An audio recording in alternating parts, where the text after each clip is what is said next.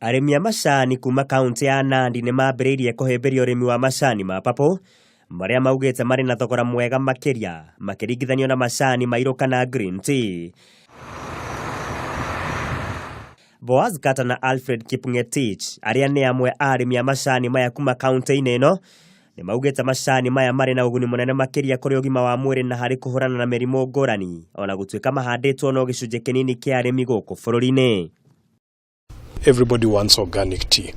So I think most purple tea farmers should be encouraged and ways developed to go for 100% organic growing of the tea. No pesticides, no herbicides, so that not only does Kenya say we have a new tea, but they say we have a new tea that is 100% organic.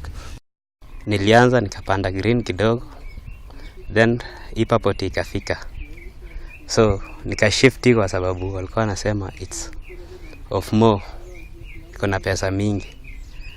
Tulikuwa tunaambiwa inaweza rise to 100 shillings per kilo. So then I decided to plant. Nikaachana na zile za green, nikapanda hizi. Ona kũrĩ ũguo arĩmi aya nĩ mahoete thirikari ĩkorwo ĩkĩeheria mĩhĩnga ya wonjoria na nĩguo kwandandũra thoko itemi-inĩ rĩa kũmahũra njeki harĩ kuona faida makiria. On that purple tea there's a good price attached on it, but on under normal circumstances, as we export, there is no market, the demand is very low. Ihinda rĩtarĩ kũraihu ngwatanĩro ya endia macani kuma gĩtaruini kĩa Afrika irathĩro nĩyo IATA nĩ ĩrĩga kwanĩrĩra nĩ gũkorwo ĩkĩhingũra thoko nene ya mũnara ya kwendia macani maya mwena wa gĩcũa-inĩ na nĩguo kũhota gũkinyĩra namba nene ya arĩmi.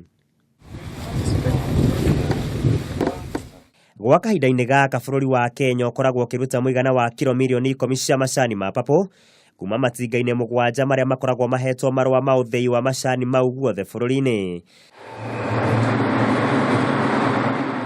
Kilo ĩmwe ya macani maya ma papo ĩkoretwo ĩkiuma thogora wa ciringi 1,957 ũkiringithanio na ciringi 280 cia macani mairu.